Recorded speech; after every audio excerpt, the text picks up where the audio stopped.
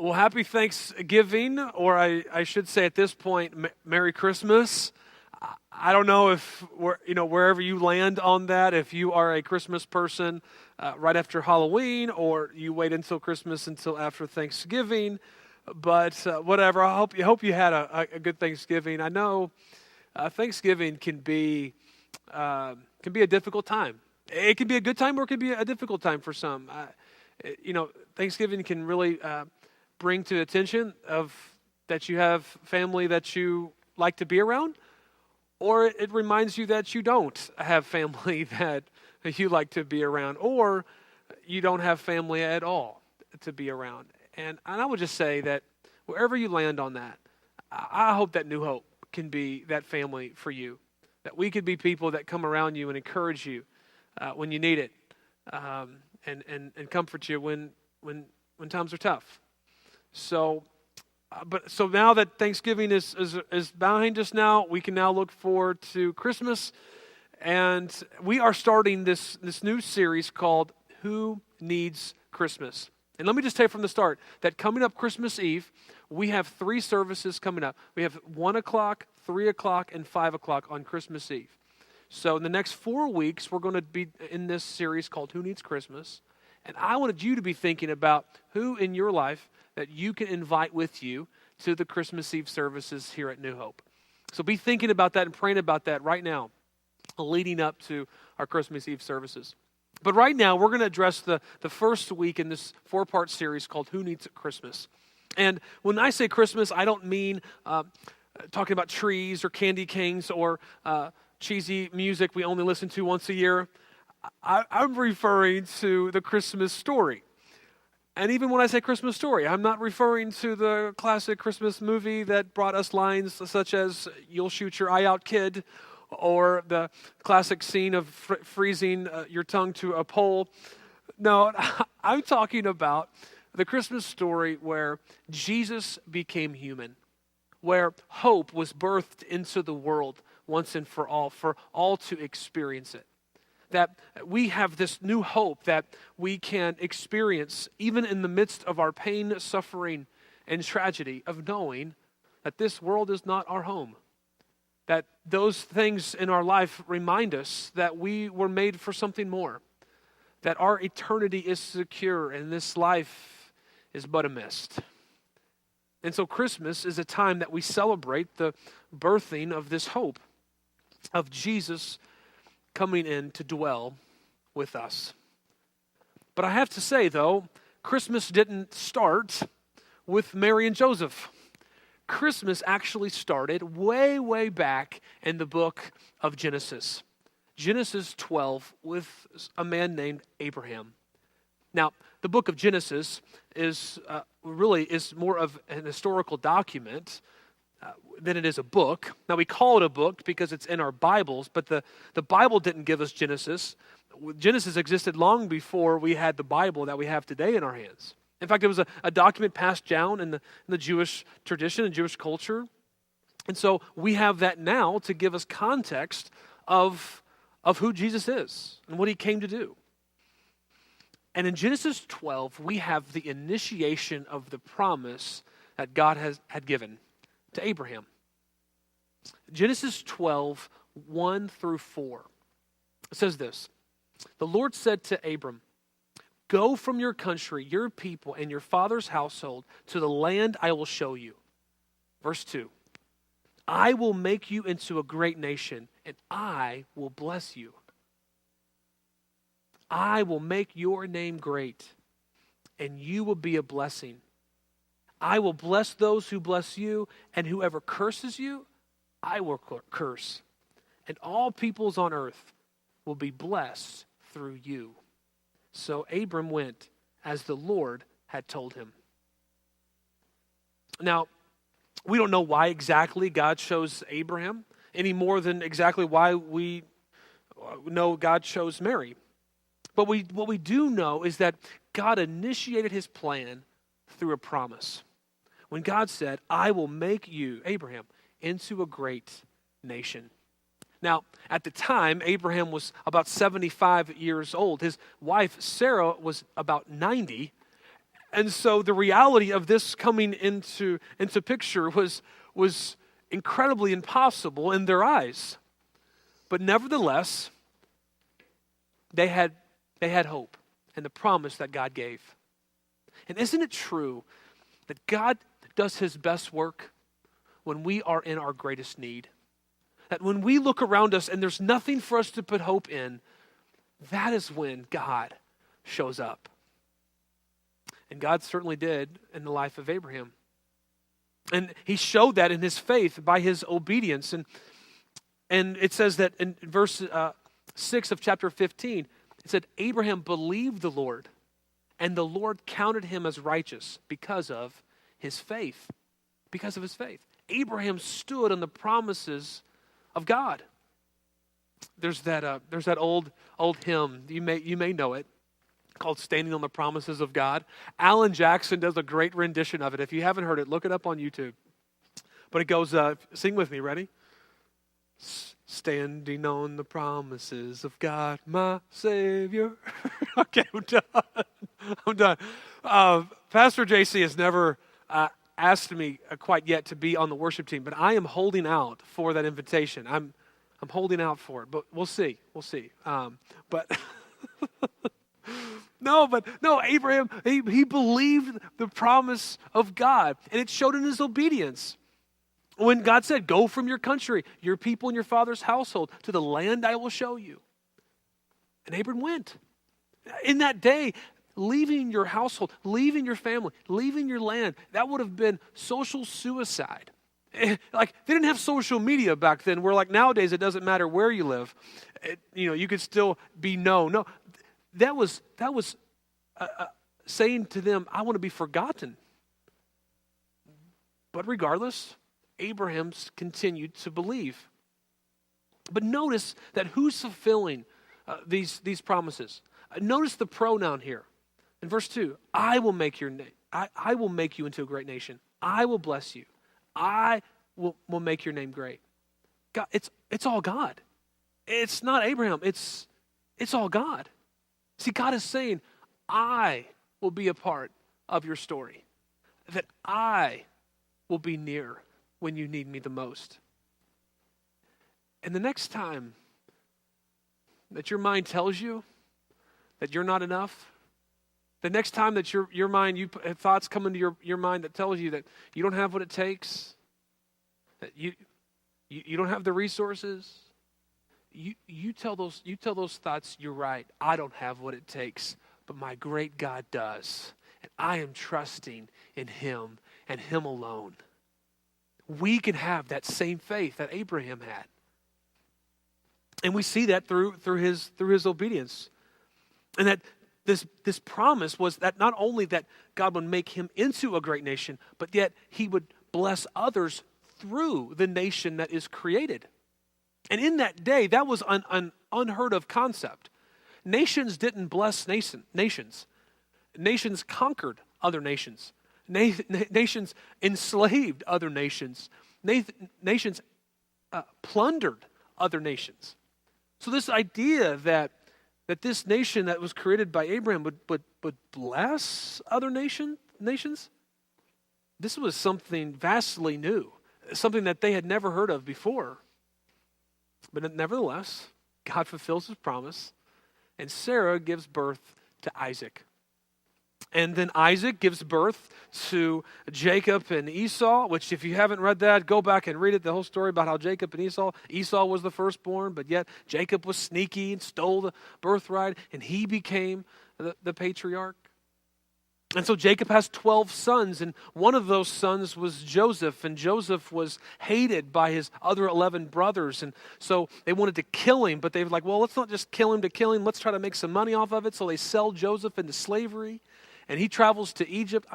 Listen, I'm telling you, if you think you have dysfunction in your family, you need to go back and just read the book of Genesis from chapter 12 on. You will be so comforted to know that there was far more greater dysfunction in the family that God chose than ours ever will have. So this will happen. So Joseph gets sold to Egypt. and as a slave. And what happens is that because God's with him, Joseph is promoted to power, and he begins he saves the land and the surrounding land from famine. And then because of that, he has so much influence, he moves Jacob, his father, and his 11 brothers back to Egypt with him to stay with him on that land. And they live great. And well, that isn't up until Joseph dies and the Pharaoh changes out as well. A new Pharaoh comes in, doesn't remember Joseph, and he sees how large the Jewish people had gotten, and he got scared and thought, well, if they wanted to overtake us, they could. So he enslaves the entire Jewish people. And now they're sitting enslaved in this foreign country, wondering about this promise that was given to their great-great-great-great-great-grandfather, Abraham. What about this promise? It's like they're not a blessing now. In fact, they're enslaved.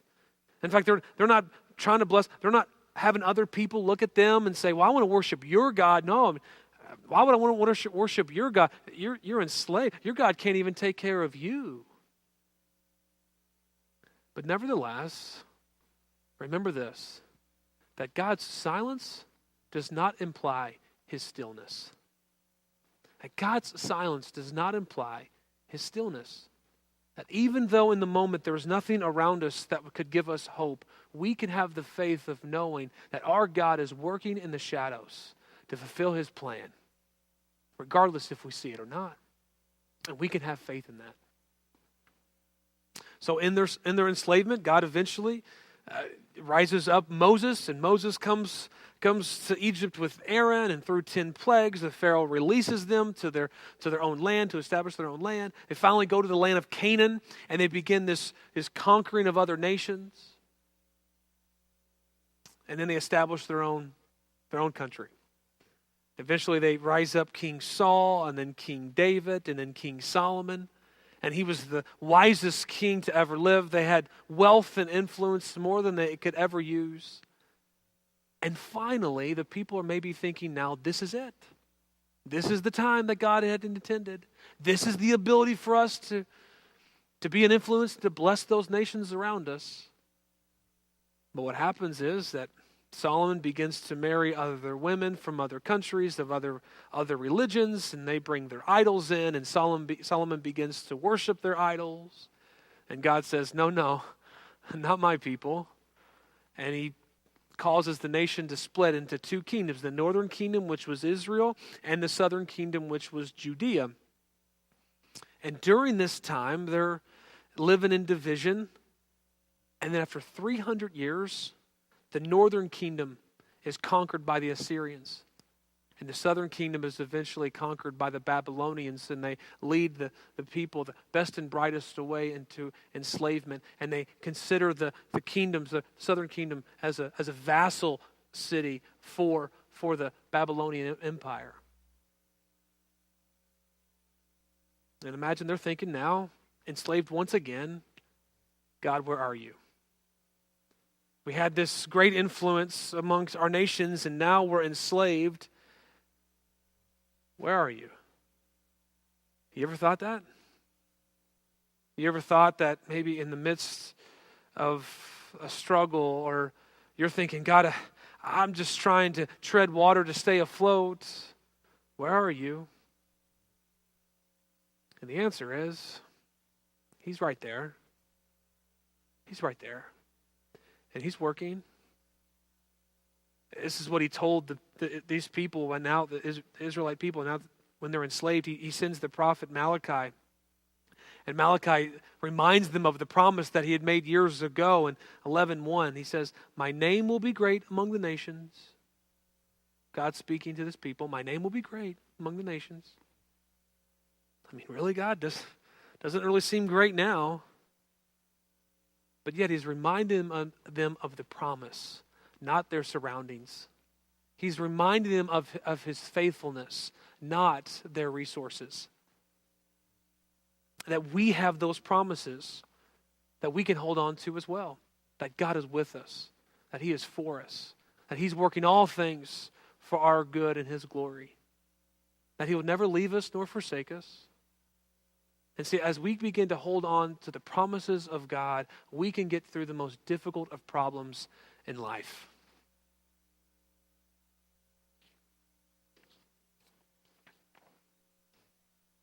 So now that they're in this slavery, they're wondering where God is going to act or when is he going to act. And to add insult to injury, in 63 BC, Rome sent Pompey the Great into the Jerusalem capital as he's conquering the nations around him. And destroys what was ever left of the Jewish city. And conquers their people once again and declares now that entire land, entire city, a province of Rome. And it's in this moment I can just imagine the people going, what now? What now? Now what's going to happen? God, where are you now? But yet, God was working. And that is what makes the Christmas story so amazing. That when everything seemed hopeless around them, God was doing an amazing work within them. See, during this Roman reign around them, they began to spread a common language, and a common Greek language, and a Greek culture called Hellenism. And this began to spread throughout the countries around them. And the Romans developed a road system that would allow things to easily be transported. They updated the seaports for things to be shipped. And now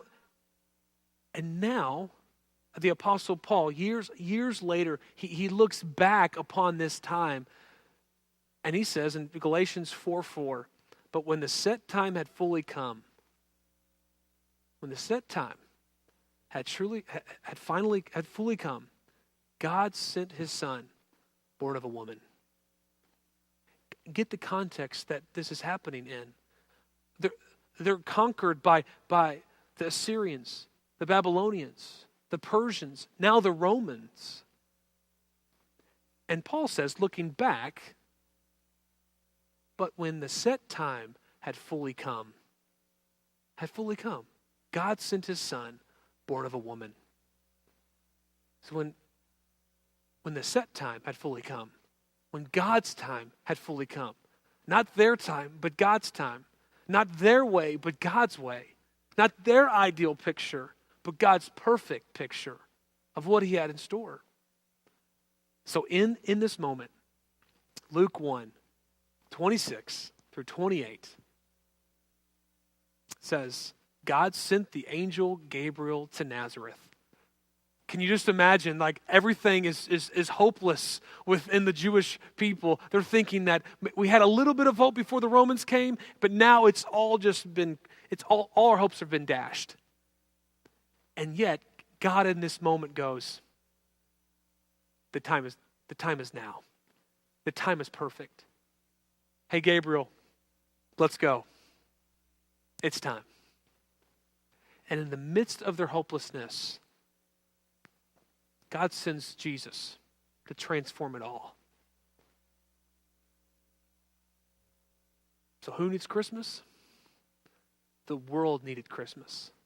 That at the perfect time, when the message of Jesus was able to be spread in a time like none other before then, due to the influence of the people that were occupying the land that the Jewish people were given, that was the perfect time for Jesus to come. That because of the language being commonly spoken, the message of Jesus could be easily communicated. And people after Jesus' death could easily go and spread his message to people who desperately needed it. Who needed Christmas? The world needed Christmas. See, Christmas is a reminder that even though God may be silent in our lives, he is not still. That even though we don't see him working around us, we can know that he is working in us. That God just isn't God of the world. No, he's our God. That he's a personal God. That he's just not working in a nation, he's working in our lives. And even in the moment that we don't see it, God oftentimes couldn't be more present. So what about you? What about you? Where are you in this Christmas season? Maybe for all of us, we need to be reminded that God is near, even when he may seem far. That God is working, even when he may seem silent. And God is powerful, even when our circumstances may tell otherwise. This Christmas season, let's believe that God is working. Let's hold on to the promises that God has given us, that he is near. And let's have hope of knowing that Jesus has come, and it is through his life we can be saved.